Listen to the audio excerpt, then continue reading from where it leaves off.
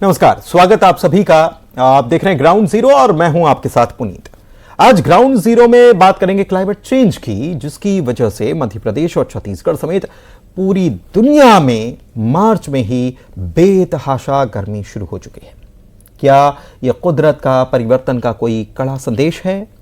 आने वाले महीने कैसे गुजरेंगे? गर्मी की मार होगी या फिर बारिश की फुहार होगी? साथ ही उस रहस्यमयी मौत की बात करेंगे जिससे एक गांव डरा सहमा रहा। क्या ग्रामीणों की मौत किसी रहस्यमयी बीमारी से हो रही है या फिर कुछ और वजह इसके पीछे है? जानेंगे और ग्रामीण क्या कहते हैं ये भी समझेंगे। शुरू करें ग्राउंड जीरो।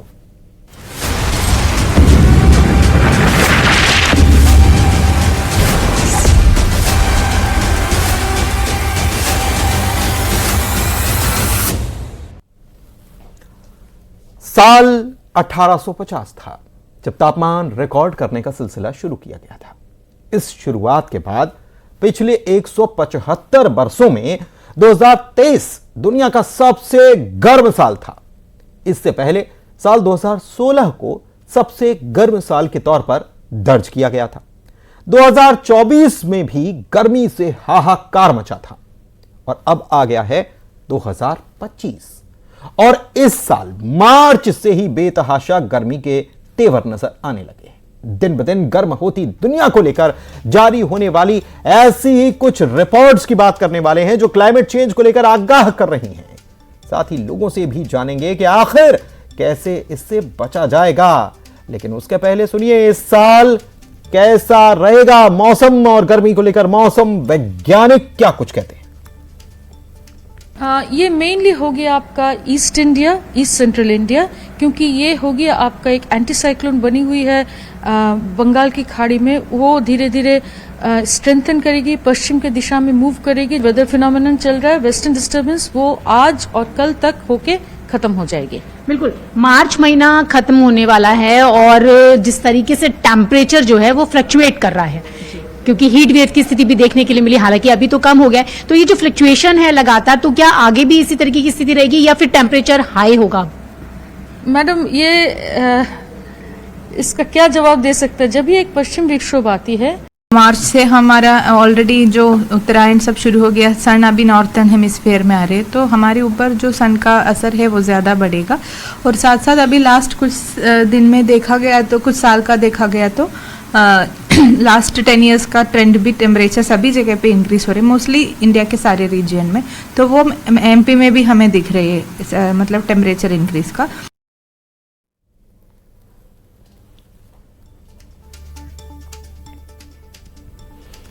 तो क्लाइमेट चेंज का असर है क्या? ये सबसे बड़ा सवाल है, क्योंकि ये बार बार जो जिस तरीके से रिकॉर्ड टूट रहा है, गर्मी का रिकॉर्ड, ये अच्छे संकेत तो जाहिर तौर पर नहीं है। चाहे वो बहुत ज्यादा सर्दी पड़े, बहुत ज्यादा बारिश हो या बहुत ज्यादा गर्मी ही क्यों ना पड़े। भोपाल से शिवकांत आचार्य, रायपुर से विशु शुक्ला हमारे सहयोगी जुड़े हुए हैं, सीधे उनके पास चलते हैं और उनके साथ कुछ लोग भी मौजूद हैं, उनसे समझते हैं। शिवकांत, लगातार गर्मी अपने तेवर दिखा रही है और जो पहले नहीं होता था अब वो होने लगा है। क्लाइमेट चेंज की बातें हो रही हैं और इसको लेकर पूरी दुनिया तो चिंतित है ही। आम लोग कैसे इसे देखते हैं, कैसे इसमें बदलाव लाया जाएगा और कितना वक्त लगेगा अपनी दुनिया के क्लाइमेट को फिर से ठीक करने में?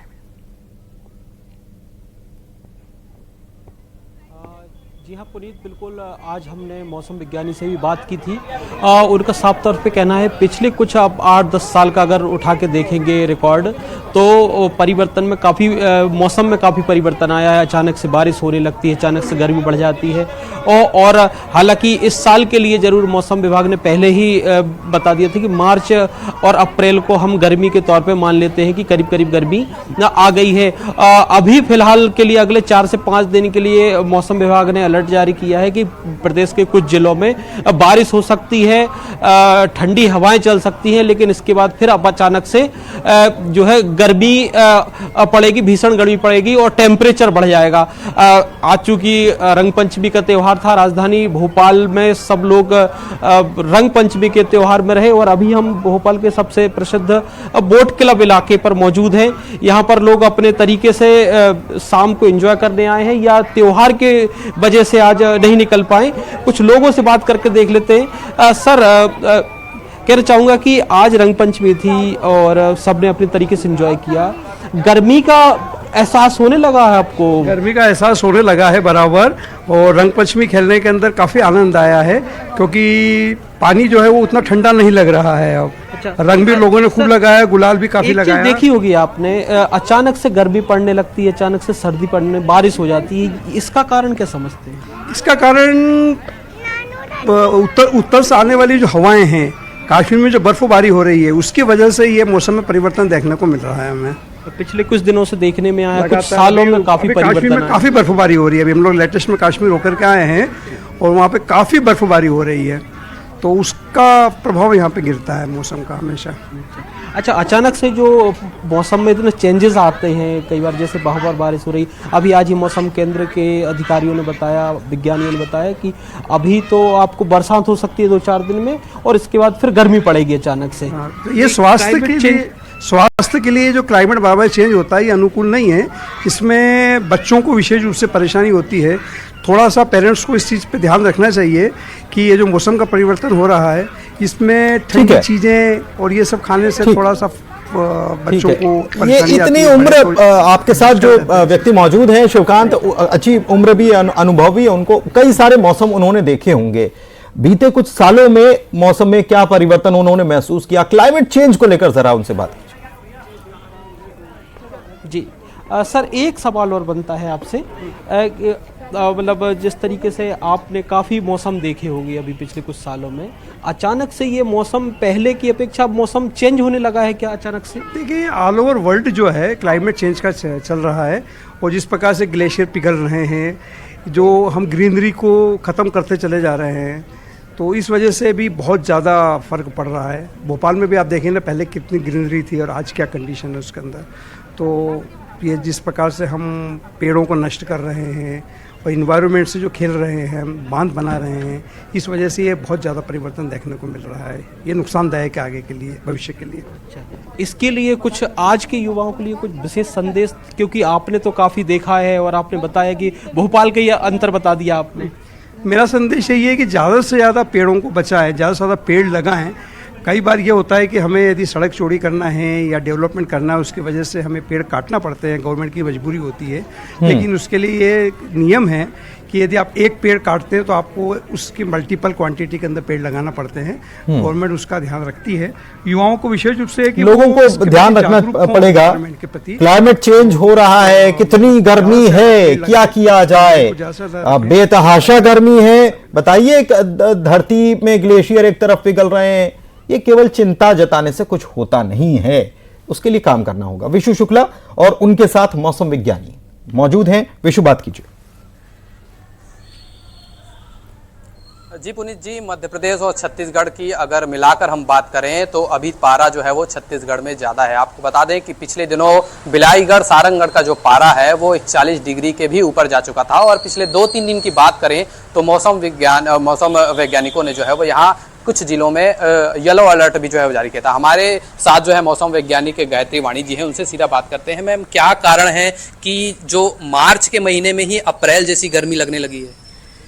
अगर नॉर्मल टेम्परेचर ट्रेंड्स अगर देखा है तो मैक्सिमम टेम्परेचर जो है पूरा वर्ल्ड में, सिर्फ छत्तीसगढ़ और इंडिया में ही नहीं है, पूरा वर्ल्ड में भी अगर देखा है तो 1.5 डिग्री का रेजिंग ट्रेंड आपको देखने के लिए मिल रहे हैं। एंड IMD का जो इस बार लॉन्ग रेंज फोरकास्ट पूरा समर सीजन का अगर देखा है तो मार्च, अप्रैल, मई सीजन में छत्तीसगढ़ में एंड पूरे इंडिया में अगर देखा है तो राजस्थान से लेके यहाँ छत्तीसगढ़ तक अबव नॉर्मल टेम्परेचर्स का पूर्वानुमान है।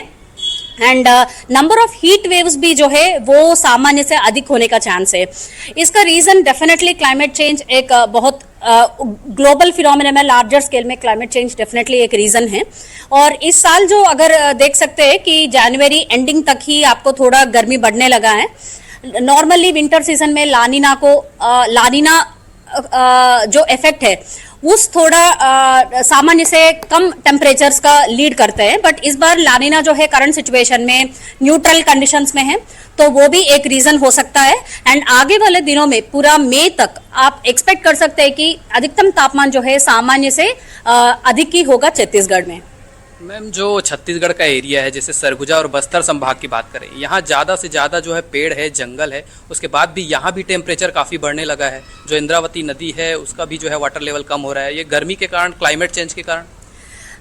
लोकल फिनोमिना जो है ये फॉरेस्ट और लैंड यूज, लैंड कवर, ये ज़्यादातर आपको लोकल लेवल पर ही इफेक्ट करेगा। लेकिन जब ये क्लाइमेट चेंज के बारे में बात करें तो ग्लोबल बहुत सारा फैक्टर्स होता है, लाइक पैसिफिक का टेम्परेचर से लेके अटलांटिक का टेम्परेचर तक, ऐसा बहुत सारा फिनोमेना होता है जो इसका इफेक्ट देखने के लिए मिलेगा। ये लोकल टेम्परेचर जो है, अभी बेस्ट एग्जांपल है आपको रायगढ़, पूरा छत्तीसगढ़ में रायगढ़, सारंगढ़, बिलाईगढ़, जांजगीर, चंपा शक्ति, ये रीजन में आपको सबसे ज्यादा टेम्परेचर होगा। यहाँ लोकल फैक्टर्स जो है वो ज्यादातर इफेक्ट करता है। ऐसा लोकल लेवल में अगर आपने रायपुर सिटी और रायपुर का आउटस्कर्ट्स देखा, रायपुर में हमेशा 1-2 डिग्री ज्यादा रहता है आउटस्कर्ट से कंपेयर करते हुए। सो ऐसा वो सिर्फ लोकल लेवल में हेल्प करेगा ये जो है। यदि इंद्रावती नदी का बारे में बात करें तो WRD या सेंट्रल वाटर कमीशन वो लोग आपको ज्यादा डिटेल बता पाएंगे, बट डेफिनेटली ये रेनफॉल अमाउंट भी कुछ कम नहीं हो रहे, एक्सट्रीम्स आर इंक्रीजिंग, लेकिन टेम्परेचर इंक्रीज के लिए लोकल फैक्टर्स के साथ साथ ग्लोबल फैक्टर्स भी कंट्रीब्यूट कर रहे हैं। ठीक है, लोकल फैक्टर, ग्लोबल फैक्टर, दोनों फैक्टर को बारीकी से बिल्कुल हमने समझ लिया। और अब एक फैक्टर और है, और वो फैक्टर होता है पर्सनल फैक्टर, कि आप इस फैक्टर को, जो गर्मी के फैक्टर है, इसको कम करने के लिए पर्सनली क्या काम करते हैं, वो काम करना चाहिए। उम्मीद करते हैं कि हमारी इस रिपोर्ट, हमारी इस खबर के जरिए लोग समझ रहे होंगे इस विषय की गंभीरता को। उसके लिए काम भी आम लोग भी मिलकर करेंगे, क्योंकि हर चीज सरकारों की जिम्मेदारी नहीं होती। बहुत शुक्रिया आप दोनों सहयोगियों का बातचीत करने के लिए, इस खबर पर चर्चा करने के लिए। बढ़ते आगे और बात अगली खबर की करते हैं।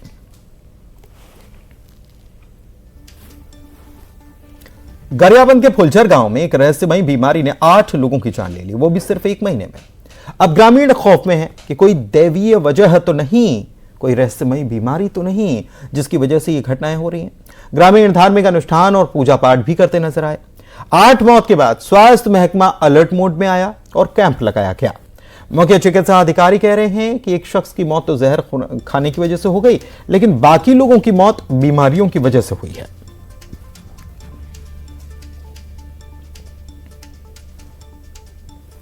लोग क्यों डरे हुए हैं और वहां के ग्रामीण क्यों धोती कुर्ता पहने हुए हैं, इसी को जानने हम फुलझर पहुंचे हुए हैं। और फुलझर गांव में देखिए कि यहाँ पर हनुमान चालीसा का पाठ यहाँ पर हो रहा है।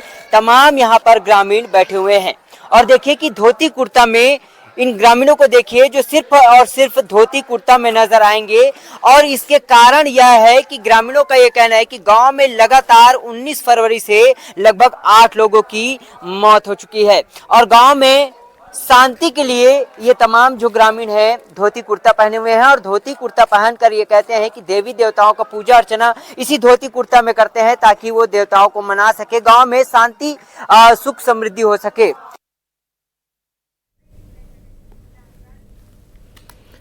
और बड़ी खबर बताते, बिलासपुर में लोन के नाम पर लाखों रुपए की ठगी की गई है। 1 घंटे में 6 से ज्यादा लोगों को शिकार बना लिया गया। 1 घंटे में लोन दिलाने के नाम पर महिलाओं ने ठगी की है। इलाज के नाम पर लोन का झांसा दिया गया और गंभीर बीमारी से पीड़ित लोग भी इसके शिकार बन गए हैं। सिटी कोतवाली थाने में मामला दर्ज कर लिया गया।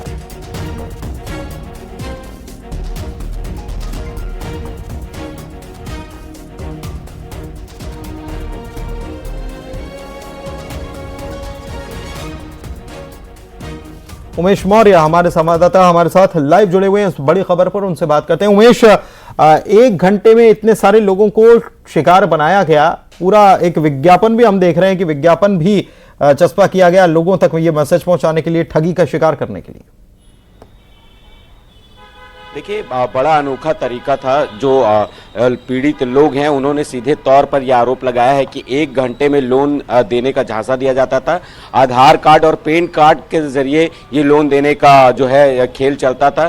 क्योंकि ऐसे इसमें ये वो लोग थे जो कहीं ना कहीं फाइनेंस तरीके से कमजोर थे, जिनको पैसे की आवश्यकता थी, जो गरीब थे, जिनको इलाज कराने थे, ऐसे लोगों को झांसे में लिया गया है जिसमें लाखों रुपए की जो है वो ठगी की गई है। लगभग 1 दर्जन से अधिक जो प्रार्थी हैं वो आज कोतवाली थाना पहुंचे थे और शिकायत दर्ज कराई है। जिस तरीके से एक एक आदमी से और एक एक जो पीड़ित व्यक्ति से जब हमने बात की तो उनका सीधे तौर पे कहना था वो कहीं ना कहीं या तो कर्ज में डूबे हुए हैं या तो कर्ज पटाने के लिए उन्होंने होम लोन और अलग अलग तरीके से लोन ये किया कैसे इन लोगों ने, ये थोड़ा सा बताइए ताकि लोग जो है ना वो समझ पाए कि ऐसे झांसे में नहीं फंसना है। कैसे हुआ इनके साथ ये ठगी, ये बताइए। देखिए जो ये वी राइज जो फाइनेंस कंपनी है ये लोगों के पास जाती है और ये कहती है कि उनको 1 घंटे में वो लोन दिला देगी और उसके एवज में उन्हें केवल आधार कार्ड और पैन कार्ड देना होगा। इसी पैन कार्ड और आधार कार्ड को देने के बाद जो ये लोग हैं, जो षड्यंत्रकारी लोग हैं, जो ठगी कर रहे हैं, वो बड़े बड़े दुकानों में जाते हैं, टीवी और अलग अलग तरीके से लोन के जरिए पैसे वहां से निकालते हैं और जो लोन लेने वाला व्यक्ति होता है वो पीड़ित परिवार होता है और ये उनसे लोन लेकर गायब हो जाते हैं। तो देखिए वो किस तरीके से गरीब लोगों को इसमें फंसाते हैं जिनको इसके बारे में जानकारी बिल्कुल जानकारी नहीं है और लोगों को समझना होगा ऐसे मामले जो आर्थिक रूप से जो मामले होते हैं उसमें बहुत फूंक फूंक कर कदम रखना चाहिए। बहुत शुक्रिया आपका इस जानकारी के लिए उमेश।